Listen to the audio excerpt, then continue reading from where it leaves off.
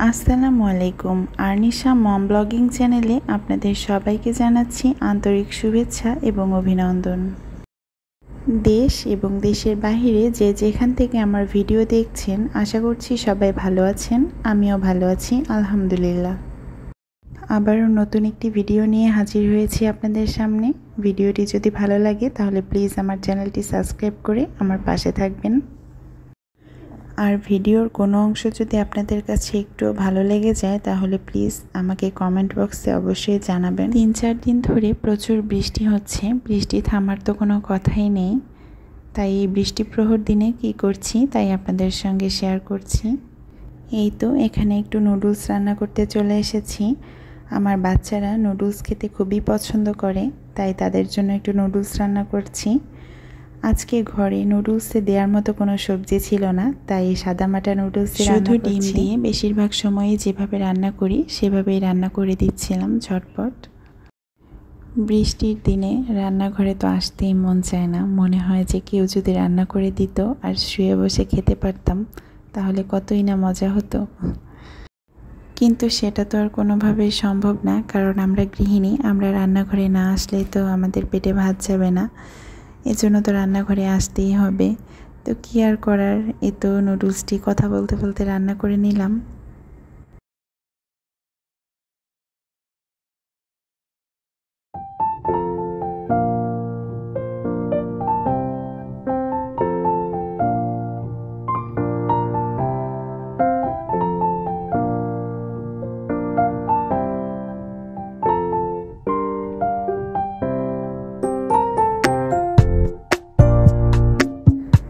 এই তো রান্না শেষে এখন আমার ছেলে মেয়েদেরকে খেতে দিয়েছি, তারা খাচ্ছে।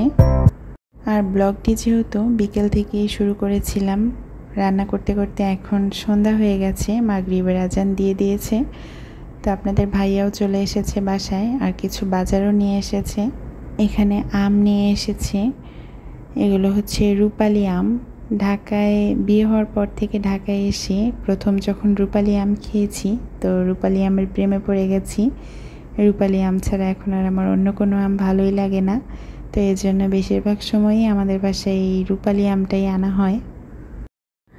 বাচ্চা থেকে বড়রা আমরা ঘরের সবাই, মানে আমরা 4 জন সদস্য এই আমটা খুব বেশি পছন্দ করি। যদিও আমার ছোটো মেয়ে এখন এত বেশি একটা খেতে পারে না, আস্তে আস্তে খাওয়া শিখছে, তো আমরা খুব বেশি পছন্দ করি, এই জন্য এই আমটাই বেশিরভাগ আনা হয়। তো আমার ছেলে আম নিয়ে আসলেই তো এই যে এভাবে একটু ডিজাইন করে কেটে খায়, তো দেখতে ভালোই লাগে। তো আজকেও কেটে খাচ্ছি। আর আমি এখানে বাজারগুলো আস্তে আস্তে গুছাচ্ছিলাম। এখানে পেঁয়াজ শেষ হয়ে গেছিলো, পেঁয়াজ নিয়ে এসেছে, পেঁয়াজগুলো গুছিয়ে রাখছি। আর এখানে কয়েকটা আম, এই আম কয়টা আমি কাটবো, এজন্য আমি এখানে রাখছি। আপনাদের ভাইয়া নামাজ পড়ছে, সে নামাজ পড়ে উঠলেই আমগুলো কেটে দেব, এজন্য এখানে রাখলাম।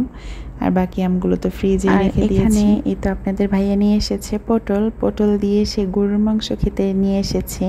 তার পটল দিয়ে গরুর মাংসটা অনেক বেশি পছন্দের। আমাদের উত্তরবঙ্গে পটল দিয়ে গরুর মাংস আর সাথে গোটা রসুন দিয়ে রান্না করে অনেক বেশি মজার হয় ওই খাবারটা। কিন্তু আজকে আর আমি ওটা রান্না করব না, কারণ আমি আগে থেকেই আজকে খিচুড়ির প্রিপারেশন নিয়ে রেখেছি। আজকে যেহেতু বৃষ্টি পড়ছে, খিচুড়ি তো না খেলেই নয়, তাই ভেবেছি যে একটু খিচুড়ি রান্না করব। আজকে একেবারে অল্প মশলা দিয়ে আমি খিচুড়িটি রান্না করছি, আপনাদের সঙ্গেও একটু শেয়ার করছি।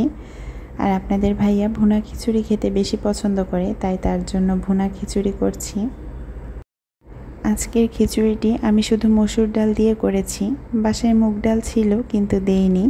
মুগ ডালটা ভেজে নিতে হয়, তারপরে একটু ভিজিয়েও রাখতে হয়, না হলে সিদ্ধ হতে একটু সময় লাগে। এজন্য এত ঝামেলায় আর জড়াইনি, কারণ যেহেতু আমার হাতে সময় একটু কম ছিল, এজন্য আমি শুধু মসুর ডাল দিয়েই রান্নাটা করেছি। যাই হোক, অনেক কথাই তো বলে ফেললাম। কথা বলতে বলতে আমার এদিকে রান্নাও কমপ্লিট। এদিকে আপনাদের ভাইয়াও নামাজ থেকে উঠেছে, তাকে আম খেতে দিয়েছিলাম। এখন রাত 9টা বেজে গেছে, 9টা সাড়ে 9টা বেজে গেছে। তো এখন রাতের খাবারটা খাবো। যেহেতু বৃষ্টি, সেজন্য একটু তাড়াতাড়ি খেয়ে শুয়ে পড়বো। বৃষ্টির দিনে একটু তাড়াতাড়ি ঘুমোতে ভালো লাগে।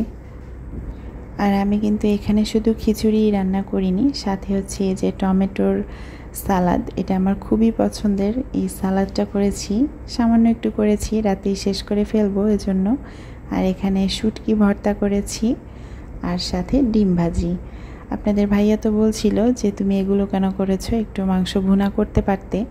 তো আমি আর এসব ঝামেলায় জড়াইনি, কারণ ওগুলো করতে অনেক সময়ের দরকার। আর সেই সাথে কারেন্টও বারবার খুব বিরক্ত করছে, কারেন্ট থাকছে না, যেহেতু আকাশের অবস্থা ভালো না। তো এর জন্য এই শর্টকাটে যা হয় তাই করে ফেলেছি।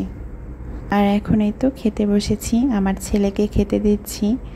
তো খেতে বসেও কিন্তু 2বার কারেন্ট চলে গেছে। খাবার ঢেকে রেখেও কিছুক্ষণ বসেছিলাম, তো এখন আবার দেখছি কারেন্ট এসেছে, তো তাড়াতাড়ি করে খেয়ে নেব। আর পরিবেশটা অনেক বেশি শান্ত দেখছেন, তাই না?